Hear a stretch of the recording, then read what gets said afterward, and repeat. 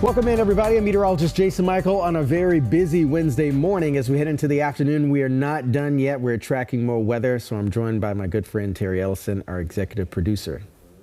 Yeah, another round. I mean, it's like deja vu here. Another round of wintry mix coming in, sort of similar in some ways to what we had last night, but yes, some differences as well. I think there could be more ice than there was last night, and the snow is sort of in a different spot. So let's just get down to it. Let's break it down.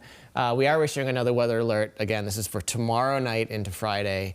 And we're talking about some potential for significant ice accretion in parts of Worcester Hills, basically west of 495. And then we also think there could be a chance of some plowable snow up in northeastern part of Massachusetts. But basically another kitchen sink kind of storm. Everything, the rain, sleet, freezing, rain, snow, the whole kit and caboodle again. So we're ripping off the Band-Aid here, fast and furious. Very similar, as Terry said to yesterday here, friends. The timeline is not going to be the greatest because, again, sometimes we can get these storm systems to impact the evening commute and then they spill over into the morning commute. And it is likely we're going to be dealing with a similar threat. So as we kind of move forward here in your future cast, we want you to kind of hone in on your area first and then note the temperatures and the precip above. So this is 10 p.m. tomorrow evening. Now, the pink color is that threat of ice, freezing rain developing across the board. But you'll also notice Mass Pike and area south, we start to see more of the mid to upper 30s. So rain kind of pushing in those parts. But this precip is not necessarily going to stay where it starts. It's actually going to move around a smidge. Yeah, so definitely north of the Pike, much greater risk of more icing. South of the Pike, more rain. And then across, you see that blue color across right around the Mass New Hampshire border and into northeastern Mass and Essex County. This thing could all end early Friday morning as some snow. So a little bit of something for everybody here, whether you like it or not. And then it does sort of quickly move out of here post-morning commute on Friday. So it's really an issue from about 7 p.m. Thursday to 7 a.m. Friday. This is where, now this, we're getting some new model data in this afternoon. We'll see if if this changes at all. But we think the best chance for any plowable snow is going to be, again, northeastern Mass through Essex County, especially northern Essex County and southeast New Hampshire. Again, it's a weird kind of setup, but just enough cold air up there to, instead of ice, to perhaps get some snow. But it's real close. I think what we feel better about and more confident about is that there's going to be a lot of ice, a lot of freezing rain. You can see those blues and purples, say north of Worcester in the Worcester Hills, also in the Berkshires. Those numbers, that could be quarter to a half inch of ice accreting on, say, telephone poles and wires in your deck and your front steps. So that is going to be some nasty stuff out that way, for sure. It will definitely be that way. Obviously, we have a lot of things that are still dead from the winter season as well.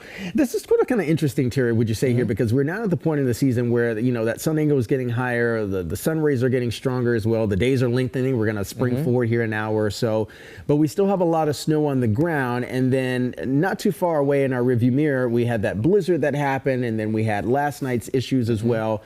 So we're kind of having to help each other along in the exhaustive thread that we're dealing with here in the winter season. Yeah. But as we start to see the temperatures warm up, we're experiencing melting. We're still cold in the overnight, so we have ice just from everything freezing back over in the overnights. And then you add on top of that more snow and more freezing rain potential. It does add to just an overall winter misery. Misery and begrudging feeling, but also more attention to be required for planning your days, especially your mornings, getting the family out the door. Yeah, and so just take a look at Friday morning, these temperatures. This gives you a good idea of where we think the worst icing will be. That pink area, our area is forecast to be below freezing. So you can see just north and west of 495, really Worcester County, southern New Hampshire. Those are the areas that we think could see significant amount of icing. So I would not be shocked, much like this morning, if we had a lot of school delays, especially north and west of Boston, for sure. And again, more so for ice and perhaps in part of the area in Essex County for snow, but right through. Now the storm is tapering off here mid to late morning, but you can see we don't get an immediate warm up. It's going to stay pretty cold. So we're going to need lots of salt and lots of treatment on the roads, I think, on Friday for sure. So just sort of timing it out. During the day tomorrow, there will be some showers here and there, but no big deal. It's really after 7 p.m. tomorrow night where things get tricky on the roads, and again, more so north and west of Boston, and that stays that way right through the first part of the morning commute on Friday. So A lot of folks get to work from home on Fridays, so if you have that ability, why not? But I do think, again, it could be another. So many days this year have been impacted for schools. I think some schools in southeastern Mass are closing in on 10 days, 10 snow days, because they were closed for that full week after the blizzard. I was just talking to our executive weather producer, News, and his son, I think, is he's at 8 days, and if they get one more, they're going to have to start taking away from school vacation. And so it's getting towards that tipping point. And again, in some areas, Friday could be another delay or maybe even a cancellation in parts of Worcester County. So, and I would probably personally suggest, even if you maybe shift your work schedule forward a couple hours tomorrow, just because, you know, the threat exists for the tomorrow evening's commute to be affected as well. I would probably opt for that. But again, that is just a personal Jason Mikell if you can recommendation. If you can. Here's what the rainfall forecast is looking like again for the area. Again, Terry mentioned there is a threat for potential flooding in some areas, but again, any sort of water that we're adding on top of the ground here would probably look much like this in some of the gutters there. The water concerns nearly an inch of precip Thursday night through early Friday. Again, some flooding likely in the Boston metro area south.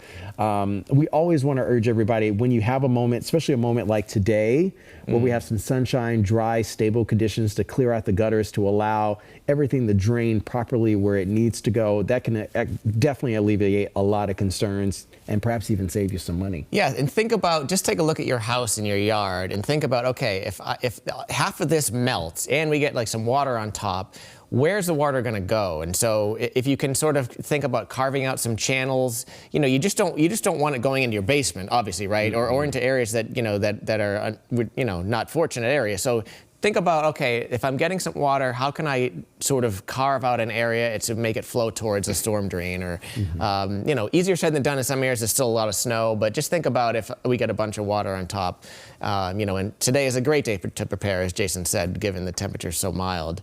So let's move ahead. Things do get better, I would say, from here on out, right? I think so, especially in the temperature department. Yes. I am going to go out on a limb and say that by a week from today, pretty now much remember, we're being recorded. Okay, so 7 to 8 days from today, I think the majority of the snow will be gone. If you take this weekend with temperatures, you know, nearing or topping 50, you got today, and then we're talking about even warmer temperatures in the next week. So anyways, the weekend, couple chances of showers, but I do think overall, you know, a decent weekend, not a ton of sunshine, you know, kind of in and out of the clouds, but temperatures again nearing 50. And can't forget that we're springing ahead Sunday morning. Yes. So this is my favorite spring occasion, right? Turning the clocks ahead, driving home in the sunlight from work in the evenings. Sunday sunset 6:42 p.m. That's like it's going to be so exciting. I know Paula and Chris is a gardener too. Brianna and I, we just look so forward to getting in our gardens, at least starting the planning process. I mean, we got a little while to go here, but at least it gets us excited. And as you can see, the sun angle is getting higher in the sky. I mentioned those rays are getting stronger as well. And I'm sure, I actually, my partner's best friend just moved here from Tampa, and she was saying, hey, I'm actually seeing light in my apartment I've never seen before. I was like, well, welcome to New England. Coming up over the building. We're coming up, yeah. And once we hit, I mentioned this yesterday, but 45 degrees, as far as like your body's concerned and absorbing vitamin D from the sun, it actually needs to be a 45-degree angle or higher. I mean, the sun is good it's just good to get sun anyways, but for that vitamin D to really, you know, seep into your body, technically the sun angle needs to be 45 or higher. So we're getting closer and closer to that. Sun angle season is approaching, and by a couple of weeks from now, we'll be well past that. And here we go into next week. You'll see that those yellows and oranges start to build in. Oh boy, there it goes.